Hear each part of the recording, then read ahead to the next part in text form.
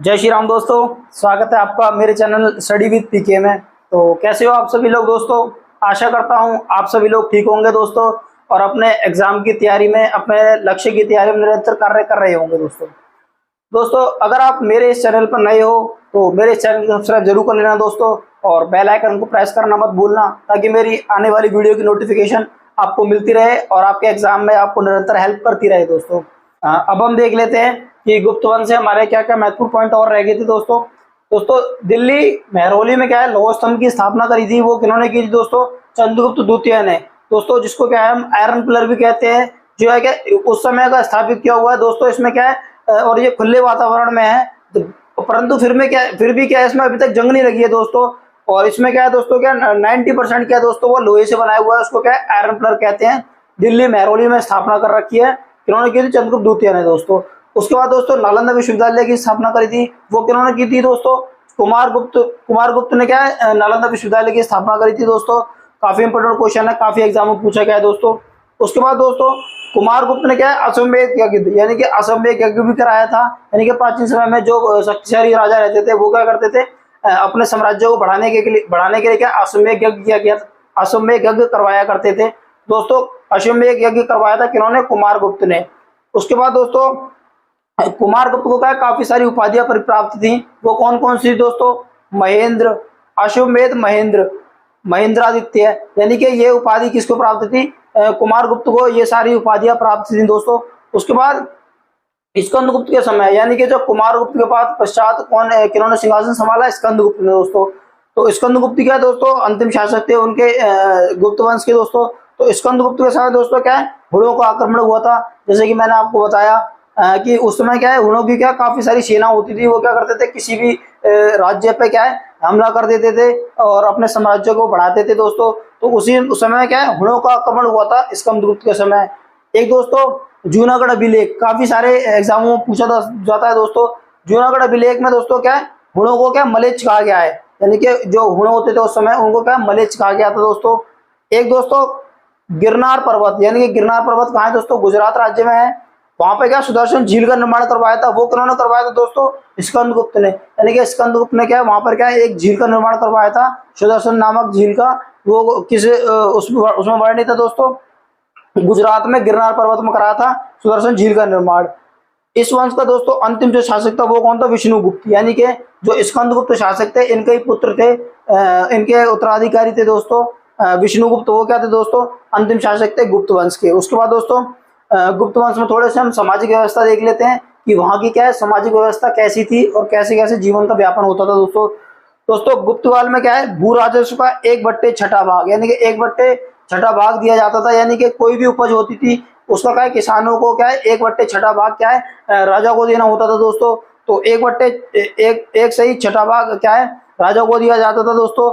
उसके बाद दोस्तों सर्वाधिक स्वर्ण सिक्के, यानी कि मैंने आपको बताया था सर्वाधिक मात्रा में, यानी कि क्वांटिटी में क्या है जो सर्वाधिक स्वर्ण सिक्के जारी किए थे वो किए थे गुप्ता डायनेस्टी, यानी कि गुप्त वंश के जितने भी शासक रहे थे इन्होंने क्या है सर्वाधिक मात्रा में स्वर्ण सिक्कों का क्या है वो किया था दोस्तों। काफी सारे स्वर्ण सिक्के क्या है जारी किए थे दोस्तों।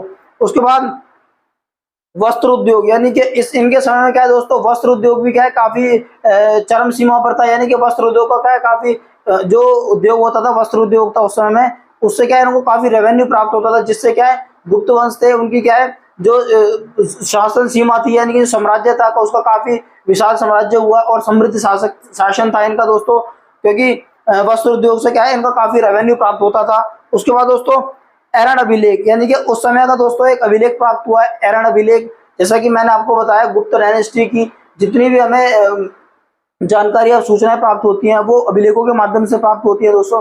तो उस समय का दोस्तों एक एरन अभिलेख हमें जो प्राप्त हुआ है गुप्ता डायनेस्टी का, उसमें क्या है दोस्तों सती प्रथा, यानी कि जब भी किसी जो स्त्री होती है उसको पुरुष की मृत्यु हो जाती थी दोस्तों, तो उसी के साथ में क्या है उस स्त्री को भी जला दिया जाता था, उसको क्या सती प्रथा कहा जाता था दोस्तों। तो सती प्रथा का जो हमें साक्ष्य मिलते हैं दोस्तों वो क्या है एरन अभिलेख में मिलते हैं, जो क्या है जो कि गुप्त वंश के समय का है दोस्तों। उसके बाद दोस्तों जो गुप्त शासक थे दोस्तों ये क्या करते दोस्तों वैष्णव धर्म को मानते थे, यानी कि जो हमारा सनातन धर्म है वैष्णव धर्म उसको मानते थे दोस्तों। जितने भी गुप्त शासक थे ये वैष्णव धर्म के उपासक थे, उन्हीं का पूजा पाठ करते थे दोस्तों। गुप्त वंश का क्या है दोस्तों, राज के चिन्ह, यानी कि इनका क्या है, राज के चिन्ह क्या था, यानी कि जो इनके ध्वज होते थे, यानी कि जो झंडे होते थे, उन पे क्या चिन्ह होता था, राज के चिन्ह था दोस्तों गरुड़, यानी कि राज के चिन्ह क्या था, गरुड़ था।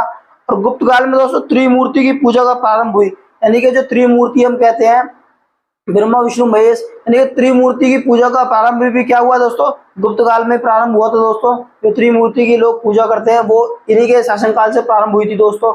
उसके बाद दोस्तों जो अजंता की गुफाएं, यानी कि अजंता की गुफाएं क्या है, एलोरा महाराष्ट्र राज्य में भी है दोस्तों।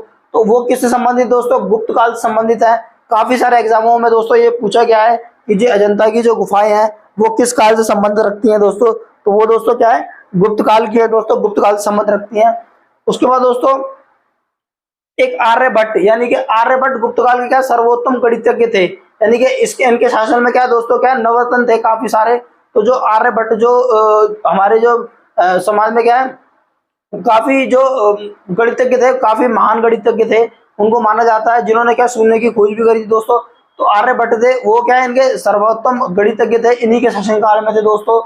और जो हमारा गुप्त काल है दोस्तों, इसको क्या है, संस्कृत साहित्य का, यानी कि संस्कृत साहित्य का स्वर्ण काल कहा जाता है। क्यों कहा जाता है दोस्तों, वो इसलिए कहा जाता है क्योंकि इस समय क्या है, संस्कृत का क्या है दोस्तों, काफी सारा विस्तार हुआ था, यानी कि संस्कृत बोली जाती थी और संस्कृत में ग्रंथ लिखे जाते थे, और जो ब्राह्मण थे वहां के वो संस्कृत भाषा का प्रयोग करते थे दोस्तों, और जो ग्रंथ थे वो भी संस्कृत में लिखे जाते थे। इस कारण क्या है दोस्तों, क्या है, संस्कृत का काफी विस्तार हुआ था और काफी लोग उसको मानते थे दोस्तों।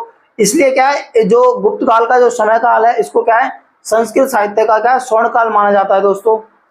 एग्जाम में पूछा जाता है संस्कृत साहित्य का स्वर्ण काल किस काल को माना जाता है दोस्तों, तो हमारा वो कौन सा हो जाएगा, गुप्त काल हो जाएगा दोस्तों।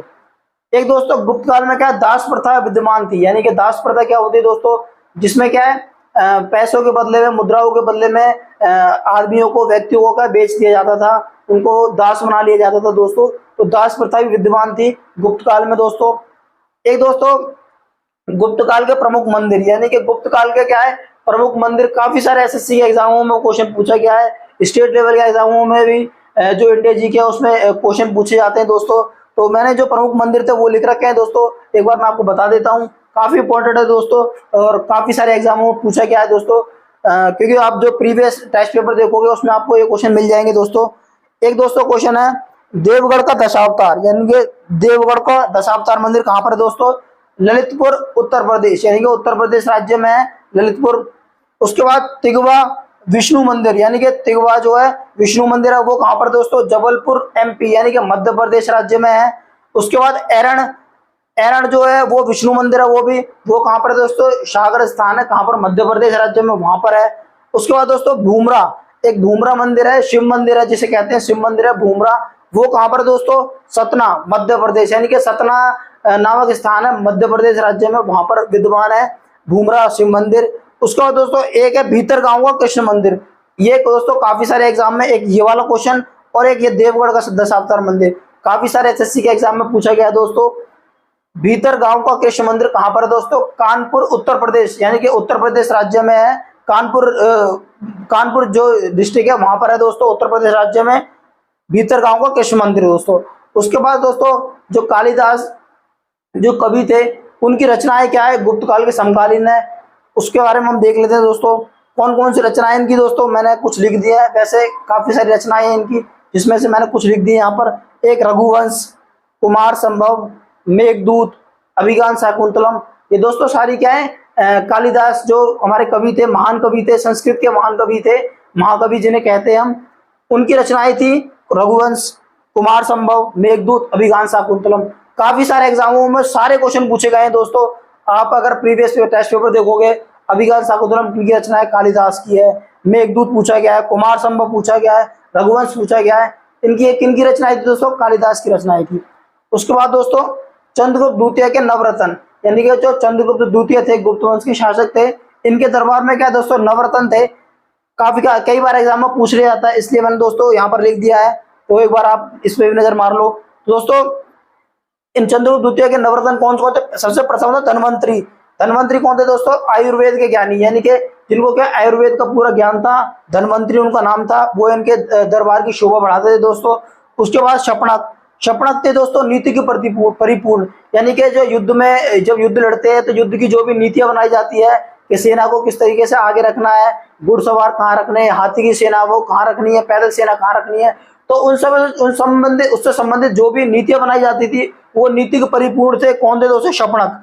उसके बाद दोस्तों शंकु, ज्योतिष परिपूर्ण, यानी कि ये दोस्तों ज्योतिष परिपूर्ण क्या होते हैं दोस्तों? जैसे कि आप विवाह करते हैं कि तब उसमें पंडित से हम क्या ज्योतिष से उनसे पूछ के शुभ तिथि निकलवाते हैं, विवाह का सब शुभ समय निकलवाते हैं। तो उस समय दोस्तों ये ज्योतिष परिपूर्ण थे। ये जो राज्य में क्या है सूखा पड़ रहा है, बाढ़ आनी है, तो उसका क्या है पूर्वानुमान लगा के क्या राजा को उसका ज्ञान देते थे दोस्तों। तो शंकु क्या थे दोस्तों? ज्योतिष से परिपूर्ण थे। उसके बाद दोस्तों बेताल भट्ट। बेताल भट्ट दोस्तों क्या थे? ये तांत्रिक परिपूर्ण थे, यानी कि जो भी तांत्रिक विद्या होती है उससे ये परिपूर्ण थे संबंधित। उसके बाद एक जो अगले पांचवें जो थे वो खटक पर। खटक पर दोस्तों क्या थे? कवि थे ये, यानी कि ये इनके दरबार में क्या शोभा बढ़ाते थे, कवि थे जो काफी सारी राजाओं को कविताएं सुनाया करते थे और दरबार की शोभा बढ़ाते थे दोस्तों। उसके बाद वररुचि।